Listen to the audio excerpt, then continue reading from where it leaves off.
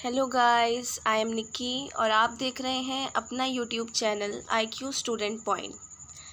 Guys, जैसा कि आपको पता है कि साइट पर पॉलिटिकल ऑनर्स का सिलेबस अपलोड नहीं हुआ है और रेगुलर और सोल दोनों में मेन कोर सेम रहते हैं और चेंज नहीं होते। तो आज हम पॉलिटिकल ऑनर्स के मेन कोर के सब्जेक्ट्स के बारे में डिस्कस करेंगे। So let's start.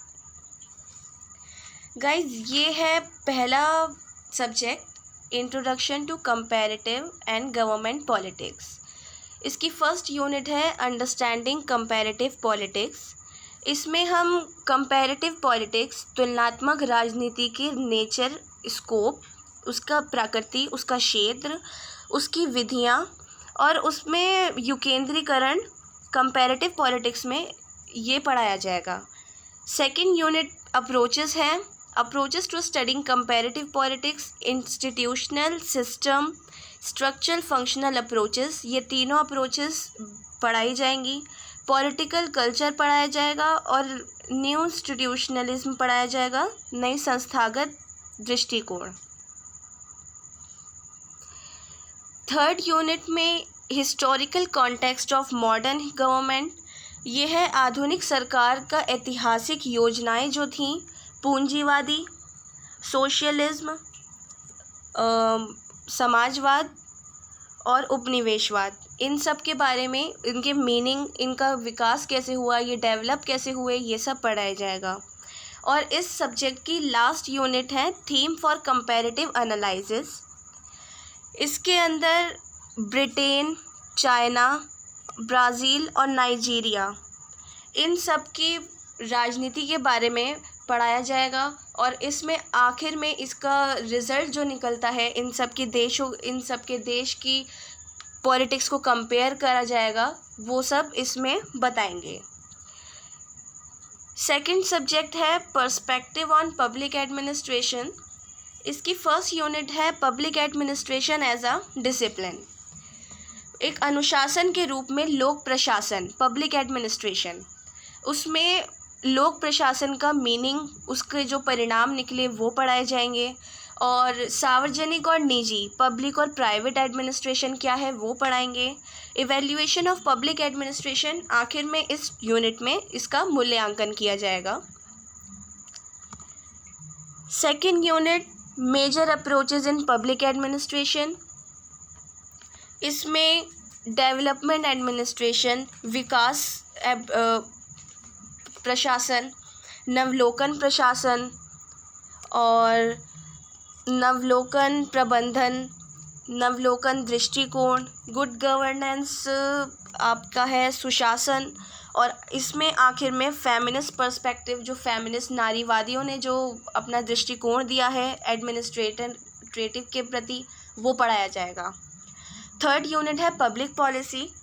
Public policy का कॉन्सेप्ट क्या रहा, उसमें क्या क्या अप्रोचेस दी गई हैं वो पढ़ाया जाएगा, उसको इम्प्लीमेंट कैसे किया गया और आखिर में उसका इवैल्यूएशन कैसे हुआ वो देखा जाएगा। इसकी लास्ट यूनिट, फोर्थ यूनिट में, ये थ्योरी है और थियोरिटिकल पर्सपेक्टिव में क्लासिकल, न्यू क्लासिकल और कंटेम्प्रेरी थ्योरीज़ हैं। क्लासिकल थ्योरीज़ में साइंटिफिक मैनेजमेंट FW टेलर के पढ़ाए जाएंगे। Administrative management Gulick, Urwick and Fayol के पढ़ाए जाएंगे। आइडियल टाइप ब्यूरोक्रेसी गाइस नौकरशाही होती है और नौकरशाही के बारे में मैक्स वेबर ने अपने क्या तर्क दिए हैं, उसने क्या बोला है, वो सब पढ़ाया जाएगा। सेकंड है न्यू क्लासिकल थ्योरीज़। इसमें ह्यूमन रिलेशन जो एल्टन मायो ने बताए हैं वो पढ़ाए जाएंगे। रैशनल डिसीजंस, तर्क संगत निर्णय जो हर्बर्ट साइमन ने दिए हैं वो पढ़ाए जाएंगे। और थर्ड है कंटेम्प्रेरी थ्योरी, इकोलॉजिकल अप्रोचेस है और इनोवेशन, पीटर ड्रकर ने जो इनके बारे में बताया है वो सब पढ़ाए जाएंगे।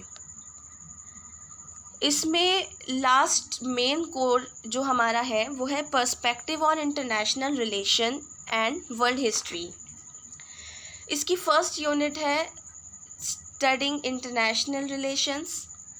इसमें how do you understand international relation को कैसे हम समझते हैं वो पढ़ाया जाएगा। इंटरनेशनल रिलेशन की हिस्ट्री पढ़ाई जाएगी और उसमें इसकी प्री वेस्टफेलिया और वेस्टफेलिया का जो 30 ईयर का वॉर हुआ था वो पढ़ाया जाएगा और पोस्ट वेस्टफेलिया पढ़ाया जाएगा।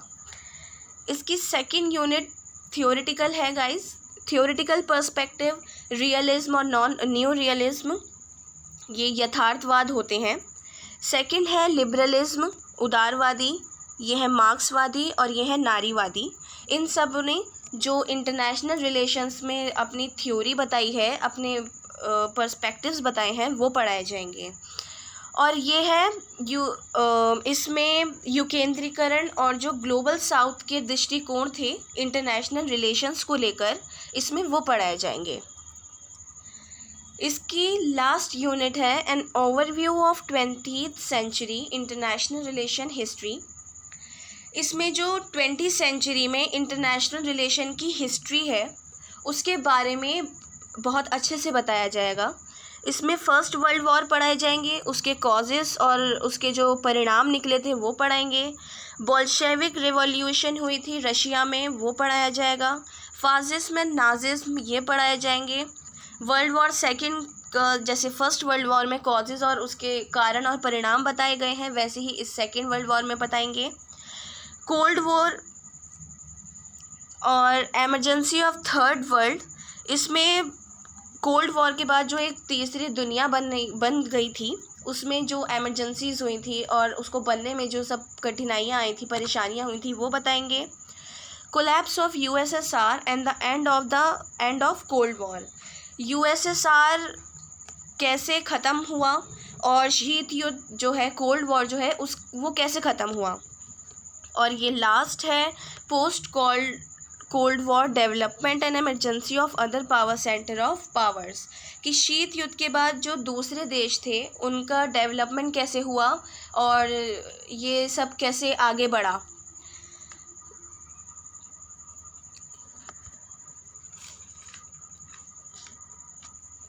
आई होप आपको मेन कोर सब्जेक्ट समझ में आ गए होंगे, बट स्टिल आप लोगों को कोई भी डाउट या कोई भी आप अपने तरफ से सजेशन देना चाहते हो कि मैम ऐसे नहीं ऐसे बताएं, तो आप मुझे नीचे कमेंट बॉक्स में या फिर टेलीग्राम पर मेरे को आप बता सकते हैं, राइट। सो अभी के लिए बस इतना ही। Thanks for the watching and best of luck all.